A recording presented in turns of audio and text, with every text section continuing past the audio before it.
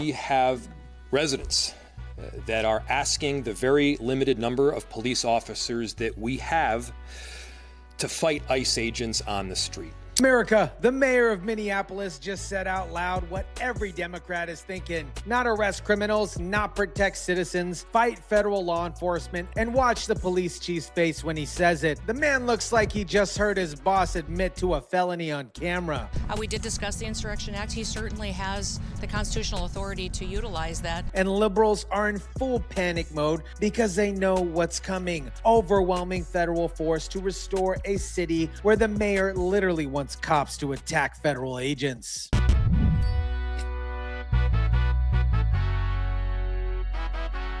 What is up, guys? Tyson De La Cruz here. Thank you so much for rocking with me. Minnesota has officially become ground zero for the left's war on immigration enforcement. And what we're seeing is a complete breakdown of law and order when the Democrats are in charge. The media keeps calling these peaceful protest and community resistance. Let me show you what that actually looks like on the ground. A woman tried to ram an ICE vehicle with her car, got shot in the confrontation, and Minnesota Democrats are defending her. The ICE agent walked away with a hip injury that he might as well have gotten from closing a refrigerator door with his hips. Give me a break. He almost got ran over. The Department of Homeland Security revealing that the ICE agent that was struck by Renee Good's vehicle on January 7th when she was fatally shot suffered internal bleeding to his torso. Not a hip injury from closing a refrigerator door. Internal bleeding from being struck by a vehicle driven by somebody trying to obstruct federal law enforcement. And Frey's response to being caught in a lie, obviously nothing. No apology, no correction. Just move on to the next talking point about how ICE agents are terrorizing the community. Let me tell you what's really happening here. These are not friendly protests. These are coordinated attacks. And shout out to everybody who's been sending in tips about where and how these protesters are getting paid. Protesters surrounding ICE vehicles, blocking them, throwing objects, and now ramming cars. And then when the agents try to defend themselves, Democrats claim the agents are the aggressors. Now let me show you what happens when these quote-unquote peaceful protesters actually tell the truth. A reporter asked a woman outside the federal building what brought her here today, and her answer here is absolutely perfect. It all started like back when like the LA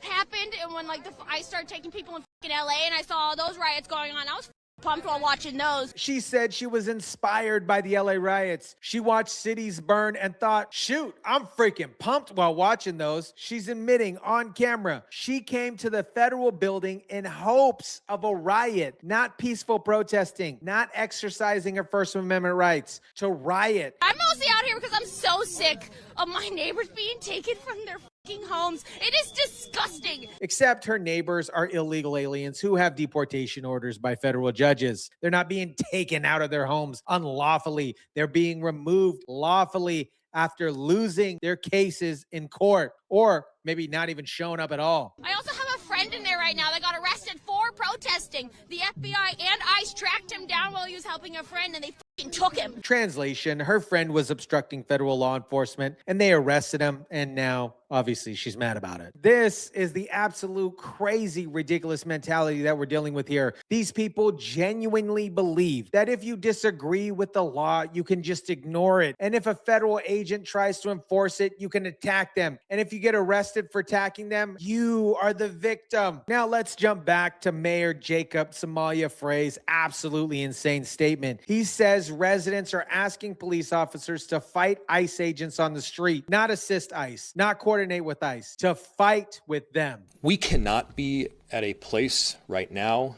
in America where we have two governmental entities that are literally fighting one another. But he's the one creating the situation. ICE is trying to do their job. Frey is the one telling his police force to obstruct them. And just watch the police chief's face during this press conference. The man looks absolutely horrified here. He knows what Frey is suggesting is illegal. You can't order local police to attack federal agents. That's not sanctuary city policy. That's insurrection. This is an impossible situation that our city is presently being put in.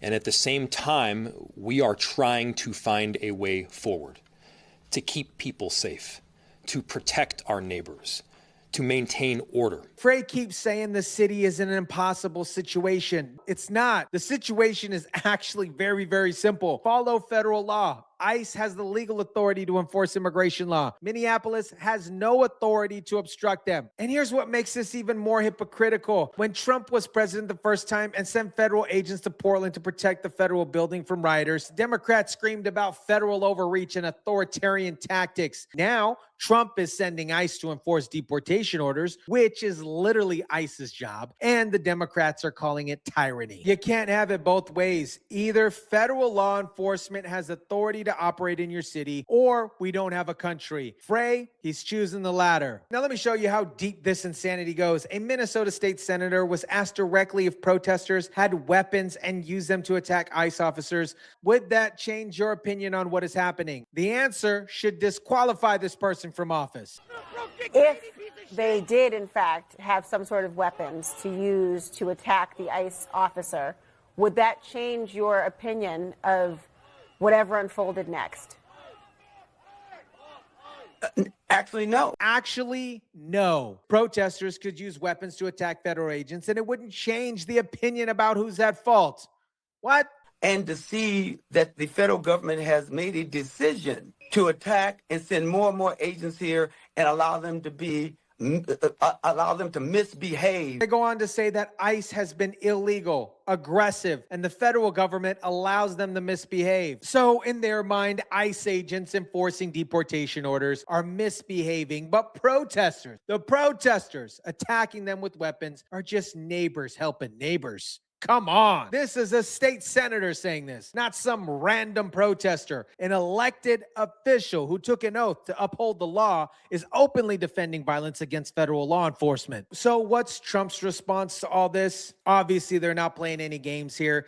We did discuss the Insurrection Act. He certainly has the constitutional authority to utilize that. And she's absolutely right here. When local governments refuse to maintain order and actively obstruct federal law enforcement, the president obviously has the authority to send federal troops to restore the order. My hope is that this leadership team in Minnesota will start to work with us to get criminals off the streets. But here's the thing. Obviously, they haven't and they won't. Frey has made it clear he's going to resist. The state senator made it clear she's going to defend violence against ICE. The protesters have made it clear they're willing to ram federal agents and destroy federal property. So Trump is preparing to do what needs to be done. Obviously, the liberals are panicking because they know what's coming. Remember, Noam also mentioned ICE is in Minnesota because of the largest fraud scheme in American history, the Feeding Our Future case where Somalian fraudsters stole hundreds and hundreds of millions of dollars meant for children. So ICE isn't there solely just for immigration enforcement. They're there because Minnesota has become a hub for organized crime that the Democrats refuse to prosecute. America, what you're watching in Minnesota is what's happening when Democrats choose criminals over citizens. The mayor who wants cops to fight federal agents, a state senator who defends violence against ICE, protesters who admit they came for a riot, and a woman who rammed a federal vehicle, caused internal bleeding to an agent. And the Democrats are claiming that she's the victim. Trump is saying no mas. He's discussing the Insurrection Act. And when it happens, remember, Democrats had every opportunity to cooperate with federal law enforcement. They chose resistance. They chose violence. They chose chaos. Now they're about to learn what happens when you F around with federal authority. The Insurrection Act isn't a threat. It's a promise. And Minnesota,